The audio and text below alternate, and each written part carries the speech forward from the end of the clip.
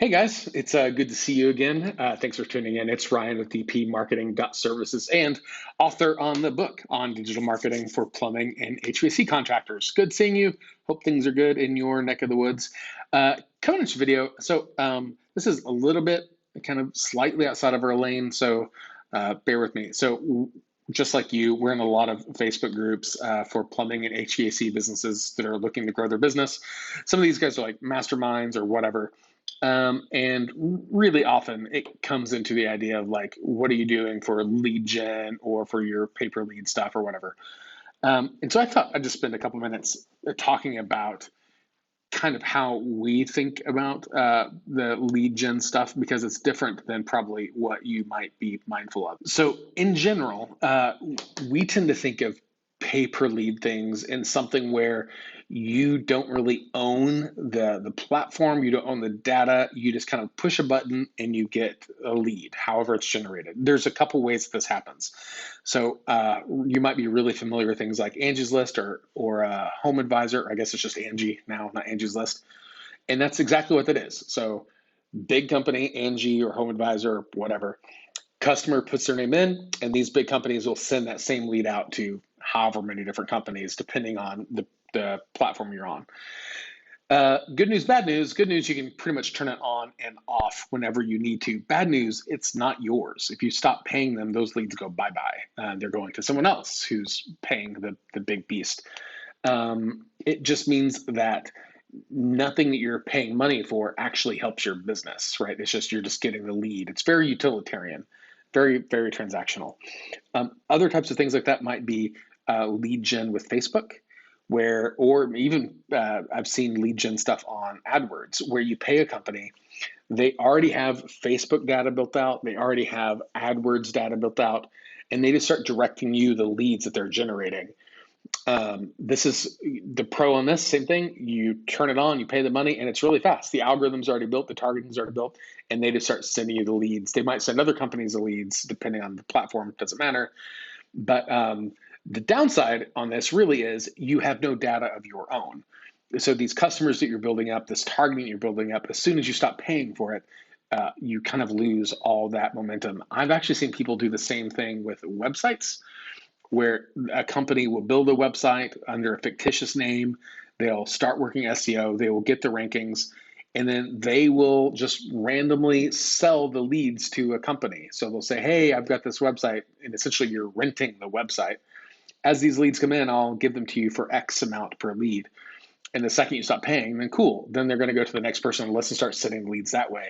So essentially, it's really good if you're wanting to like just get it really transactional. I'll pay you money, you give me a lead. I pay you money, give you lead. Really, the worst concern about it is that you don't own that data. You don't own that work. There's nothing that you're building for that supports your own business. You're supporting these other businesses more than you're supporting your own. And it creates a really, in my mind, a really strategic complication for you. Because if you were to stop using that service and walk away, you lose any sort of the targeting, you lose any sort of the algorithms, you lose any sort of the ranking. If you're renting the website, all that stuff is gone. Now, there's a weird sort of subcategory, and there's a very, very large company who I know you're familiar with, who they kind of do a weird thing in this. So they will actually do SEO, they'll do PPC on your website, and it's your website, but they own all the data. So as soon as you leave, they retain all the data. You technically still own the site, but the site by itself doesn't have as much value without all the data behind it. And it's one of the ways that they try to get you to stick around, right? It's a barrier to exit. So by them making it harder for you to exit, you're more likely to keep paying the money.